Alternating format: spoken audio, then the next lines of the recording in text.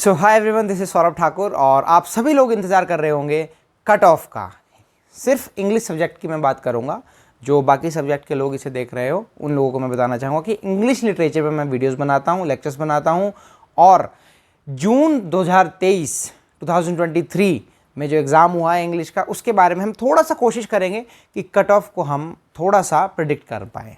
वैसे तो बहुत मुश्किल हो गया है कट ऑफ को प्रिडिक्ट करना, क्योंकि 2 शिफ्ट्स हैं और दोनों शिफ्ट का एग्ज़ाम जो है वो काफ़ी अलग था। लोगों का कहना है कि इवनिंग शिफ्ट जो था वो काफ़ी डिफ़िकल्ट था और मॉर्निंग शिफ्ट थोड़ा सा इजी था as compare to the evening shift, है ना। पिछली बार के हिसाब से एग्ज़ाम सेम सा था, पेपर 1 थोड़ा सा टफ बता रहे हैं। तो मैं जितना कमेंट सेक्शन में मैं देख पाया हूँ तो मुझे ऐसा लगा है कि स्कोर इतना बुरा भी नहीं है और बहुत ही ज़्यादा अच्छा भी नहीं है। पिछली बार तो कई लोगों के 70s में भी थे कमेंट सेक्शन में, लेकिन इस बार 50s और 60s में मैक्सिमम लोग 50 से 65 के बीच में लाई कर रहे हैं, ठीक है। तो मुझे ऐसा लगता है कि ठीक है, ऐसा नहीं है कि इस बार कोई बहुत ही ज़्यादा नीचे जाने वाली कट ऑफ या कुछ बहुत उतनी ही रहने वाली है। मुझे लगता है कि थोड़ा सा पिछली बार जितनी कट ऑफ गई थी हमारी, उससे थोड़ा सा कम हमारी कट ऑफ जा सकती है। तो अगर मैं आज बात करूँ कट ऑफ की तो सीधा मुद्दे पे आते हैं, ना। थोड़ा सा मैंने यहाँ लिखा है, देख के मैं आपको बताऊँगा। सबसे पहले अगर हम बात करें, देखो हमेशा कट ऑफ जो है ना वो शिफ्ट में बताई जाती है, क्योंकि जब से हमारा ये शिफ्ट में एग्ज़ाम हो रहा है तो जो आपका रिजल्ट है वो शिफ्ट वाइज बनेगा, लेकिन आएगा एक साथ, ठीक है। शिफ्ट मॉर्निंग शिफ्ट में जितने लोग क्वालिफाई करेंगे और इवनिंग शिफ्ट में जितने लोग क्वालिफाई करेंगे उनको लास्ट में इकट्ठा किया जाएगा, उसके बाद आपका रिजल्ट आएगा। तो अगर कट ऑफ मैं आपको बता रहा हूँ तो मैं शिफ्ट वाइज बताऊँगा, ठीक है। अब अगर पिछली बार की हम बात करें तो मॉर्निंग शिफ्ट में नेट हमारा क्वालिफाई हुआ था 60% पे जनरल कैटेगरी में, तो जो कि काफ़ी ज़्यादा था। इस बार मुझे ऐसा लगता है कि 58% के आसपास 58% के आसपास जनरल कैटेगरी में नेट क्वालिफाई होगा। मुझे ऐसा लगता है कि अगर आपका 58% है या उससे ऊपर है तो आप सेफ़ हो। मुझे ऐसी फीलिंग आ रही है जैसे राशिफल बता रहा हूँ। खैर, हमारा काम है ये, थोड़ा मैंने कोशिश की है एनालिसिस करने की और पेपर को समझने की, तो देखते हैं इस बार हम सही रहते हैं या नहीं रहते हैं, ये तो वक्त ही बताएगा। लेकिन मेरी कोशिश है कि मैं आपको अपनी हिसाब से, जितना मेरा नॉलेज एंड एक्सपीरियंस है उस हिसाब से मैं आपको कट ऑफ बता रहा हूँ, ठीक है। JRF की अगर मैं बात करूँ तो 65% जनरल कैटेगरी में JRF 65%, बिल्कुल उससे ऊपर 65 या 60 से ऊपर मुझे लगता है कि आप बिल्कुल सेफ जोन में हो 58% नेट के लिए, ठीक है। पहले मैं मॉर्निंग शिफ्ट की ही बात करता हूँ, ठीक है। चलो साथ साथ इवनिंग शिफ्ट की भी बात कर लेते हैं। अब अगर इवनिंग में हम बात करें नेट की, तो मॉर्निंग और इवनिंग शिफ्ट में मैंने 3% का गैप रखा है। यानी कि मॉर्निंग शिफ्ट में अगर 60 पे हमारा मान लो 58 पे क्वालिफाई हो रहा है तो 55% पे हमारा इवनिंग में नेट क्वालिफाई हो जाना चाहिए। हालांकि इवनिंग में भी कई लोगों के कमेंट सेक्शन में देख रहा हूँ अच्छे नंबर है, और कई मेरे भी यार दोस्त हैं उनके भी इतने बहुत बुरे नंबर नहीं है, लेकिन फिर भी जहाँ तक लोग बताते हैं कि इवनिंग शिफ्ट थोड़ा ज़्यादा टफ था, तो इसीलिए मैंने 2-3%, क्योंकि इस बार एग्ज़ाम मैंने खुद नहीं दिया है, लेकिन फिर भी मैं कोशिश कर रहा हूँ लोगों से जो रिव्यूज़ इकट्ठा किए हैं, थोड़ा बहुत कमेंट सेक्शन में मैंने आप लोगों के मार्क्स जो देखे उस हिसाब से मैं बताऊँगा, क्योंकि इस बार मैंने खुद नहीं दिया एग्ज़ाम तो थोड़ा सा मुश्किल हो रहा है मेरे लिए भी। तो जैसा कि आप लोगों ने बताया है तो इवनिंग शिफ्ट को हम 3% थोड़ा डाउन रखते हैं, तो 55% अगर आप इवनिंग शिफ्ट में हो आपका नेट हो जाना चाहिए मेरे हिसाब से, उससे ऊपर आप सेफ जोन में हो। और 62% पे आपका JRF हो सकता है, 62 या उससे ऊपर आप बिल्कुल सेफ हो। अब बात करते हैं EWS कैटेगरी की, ठीक है, इकोनॉमिकली वीक सेक्शन, जो कि वीक या फिर वीकर जो भी इसकी फुल फॉर्म है। नेट क्वालिफाई होगा आपका 55% में, जो मुझे लग रहा है 55% या इससे ऊपर अगर आपका स्कोर है तो आप बिल्कुल सेफ जोन में हो। 55% से अगर ऊपर है तो आप सेफ हो मॉर्निंग शिफ्ट में, ठीक है। JRF की बात करूँ तो 62% मुझे लग रहा है, 62% आपका कट ऑफ जा सकती है, ठीक है। और यहीं पे अगर हम इवनिंग की बात करें तो इवनिंग में EWS का 52% पे नेट क्वालिफाई होने की संभावना मुझे नज़र आ रही है, ठीक है। और आपका 59% पे JRF हो सकता है इवनिंग शिफ्ट, ठीक है। अब हम बात करते हैं नेक्स्ट कैटेगरी की, यानी कि OBC, ठीक है। OBC की अगर मैं बात करूं तो मॉर्निंग शिफ्ट में मुझे लगता है कि 54% पे आप सेफ हो, या 54 से आपके ऊपर है तो आप नेट क्वालिफाई कर सकते हो। और JRF की अगर बात करूं तो 61%, 61% मुझे लगता है। 61 से अगर आपके ऊपर है तो आप काफ़ी ज़्यादा मेरे हिसाब से सेफ़ जोन में इस वक्त हो। अब इस बार पता नहीं है कितने लोगों ने एग्ज़ाम को भरा है, कितने एप्लीकेंट्स है, क्या है हिसाब किताब, लेकिन फिर भी मैं आप लोगों को थोड़ा सेफ़ जोन में ही लेकर चल रहा हूँ। मैं थोड़ा सेफ़ खेलने की कोशिश कर रहा हूँ।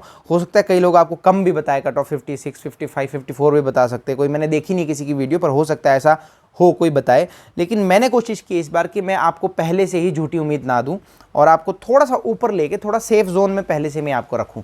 कई बार ऐसा होता है कि अगर मैं थोड़ी कम बता दूं तो आप लोग अभी खुश हो जाओगे, अभी खुशियां मना लोगे, फिर आपका एकदम से दिल टूटेगा तो आपको बहुत दुख होगा। तो मैं चाहता हूं कि आपका दिल पहले से ही अभी से थोड़ा थोड़ा थोड़ा थोड़ा टूटना शुरू हो जाए, जिसका टूट रहा है। और मैं तो उम्मीद करता हूं कि ना टूटे तो बहुत ही अच्छा है, लेकिन अगर टूटे तो धीरे धीरे टूटे, है ना, एकदम ना टूटे। एकदम टूटेगा तो फिर थोड़ा सा दिक्कत आती है। हमने तो खुद झेला है सब कुछ। आज तो चलो सब कुछ ठीक है, नौकरी लगी, सब हो गया, लेकिन आज जिस स्टेज में आप हो, मैं इस स्टेज से बहुत बार गुजरा हूँ, बहुत फेलियर्स भी देखे। खैर आगे चलते हैं। हम ओबीसी की बात कर रहे थे। मॉर्निंग शिफ्ट 54 पे नेट, 61 पे आपका जेआरएफ। इवनिंग शिफ्ट की बात करूं तो 51% पे यूजीसी नेट क्वालिफाई कर सकते हैं आप, या फिर उससे ऊपर आप सेफ़ है। और जेआरएफ की अगर बात करूं तो 58%। ठीक है, आगे चलते हैं। एससी की हम बात करते हैं। एससी का अगर मैं कहूं तो 48%। ठीक है, 48% मॉर्निंग शिफ्ट के लिए। 48% पे आप सेफ़ हो, मुझे ऐसा लगता है। 48 या उससे ऊपर आपका जो भी बन रहा है आप निश्चिंत रह सकते हैं, लेकिन फिर भी हमेशा पूरा 100% श्योर मत होना। हम भी इंसान हैं, हम भी कोशिश करते हैं कि इसको प्रिडिक्ट करने की, लेकिन इंडिया बहुत बड़ा है, ये एग्ज़ाम भी बहुत बड़ा है, शिफ्ट भी 2-2 है, कुछ पता नहीं लगता है क्या हो जाए। लेकिन फिर भी मैं आपको कोशिश कर रहा हूँ कि मैं जितना आपको सेटिस्फाई कर सकूँ मैं करूँ। तो 55% पे आपका जेआरएफ हो सकता है एससी कैटेगरी मॉर्निंग शिफ्ट पे, 55%। अगर मैं इवनिंग शिफ्ट की बात करूं तो 45% पे यूजीसी नेट क्वालिफाई करोगे आप, और जेआरएफ का जो है वो 52%। मुझे ऐसा लगता है कि इससे ऊपर आप सेफ हो। इवनिंग में मैंने सिर्फ 3% डाउन लेकर आया हूँ, 2 या 3% का डाउन रहेगा इवनिंग शिफ्ट में, जो कि हमेशा रहता है। पिछली बार भी और उससे पिछली बार भी इवनिंग शिफ्ट का 2-3% नीचे ही था, डाउन था, क्योंकि पता नहीं क्यों किस हिसाब से वो होता है, एग्ज़ाम टफ होता है या कोई और रीज़न है, लेकिन ऐसा होता है। तो मैंने वो जो पुराना डेटा है हम तो उसी हिसाब से कट ऑफ प्रेडिक्ट कर सकते हैं ना। चलो लास्ट एसटी की हम बात करते हैं। पीडब्ल्यूडी का मुझे इतना आइडिया नहीं है, उसमें तो कोई भी कट ऑफ रह सकती है, उसको प्रेडिक्ट करना थोड़ा मुश्किल होता है। कई लोग होंगे पीडब्ल्यूडी से भी, लेकिन उसके लिए मैं माफ़ी चाहूँगा। एसटी की शेड्यूल ट्राइब की अगर मैं बात करूँ तो 46 या 47, मेरे हिसाब से 46 से अगर आपके ऊपर मार्क्स है मॉर्निंग शिफ्ट में, यूजीसी नेट क्वालिफाई आप कर सकते हो 46% या फिर 47 के आसपास, 46-47 के आसपास अगर आपके नंबर है तो आप सेफ जोन में हो मेरे हिसाब से। जेआरएफ की अगर बात करूं मैं एसटी की तो 54% पे आपका जेआरएफ होना चाहिए।